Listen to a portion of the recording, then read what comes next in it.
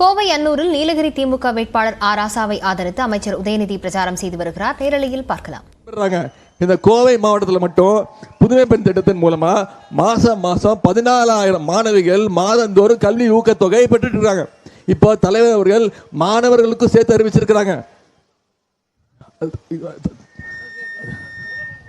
மாணவர்களும் அரசு பள்ளியில் படித்து காலேஜுக்கு போனால் அவங்களுக்கும் கல்வி ஊக்கத்தொகை தமிழ் புதல்வன் திட்டத்தின் பேரில் அவங்களுக்கும் கல்வி ஊக்கத்தொகை 1000 ரூபா வழங்கப்படும் தலைவர் சொல்லியிருக்கிறார்.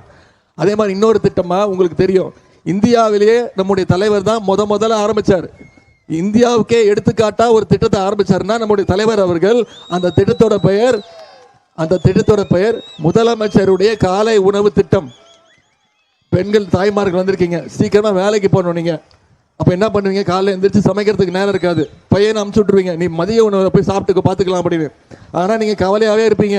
பையன் போனானே, பசியோட போனானே, சாப்பிட்ருப்பானா, பசி மயக்கத்தில் இருப்பானே, தூங்கிட்டானா, படித்தானான்னு கவலையில் இருப்பீங்க. அதை போக்குறதுக்காக நம்ம தலைவர் கொண்டு வந்த திட்டம் தான் இந்தியாவிலே முதன்முறையாக முதலமைச்சர் காலை உணவு திட்டம். நீங்கள் இப்போ குழந்தைங்களை பள்ளிக்கூடத்துக்கு அனுப்பிச்சா போதும், காலையில் வந்தோடனே முதல்ல தரமான காலை உணவு, அதன் பிறகு கல்வி. ஒரு நாளும் தமிழ்நாடு முழுக்க 31,000 அரசு பள்ளிகளில் 1ஆம் வகுப்புலேருந்து 5ஆம் வகுப்பு வரை படிக்கக்கூடிய குழந்தைங்களுக்கு காலையில் வந்தோடனே முதல்ல தரமான முதலமைச்சர் காலை உணவு திட்டம்.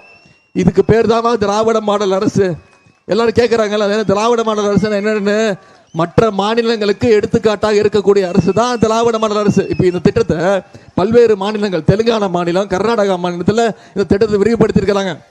பல மாநிலங்கள் மட்டும் இல்லை, ஒரு நாடு, கனடா நாடு கேள்விப்பட்டிருக்கீங்களா? கனடா நாடு அமெரிக்கா பக்கத்தில் இருக்கக்கூடிய நாடு, மிகவும் நல்ல வசதியான நாடு.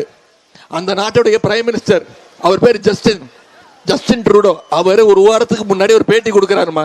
கனடா நாட்டு பிரதமர், முதலமைச்சர் காலை உணவு திட்டம் மிக மிக சிறப்பான திட்டம், குழந்தைங்க பள்ளிக்கூடத்துக்கு வர்றதுக்கு இதை விட சிறந்த திட்டம் இல்லைன்னு கனடா நாட்டில் முதலமைச்சர் காலை உணவு திட்டத்தை விரிவாக்கம் பண்ணியிருக்கிறாங்க.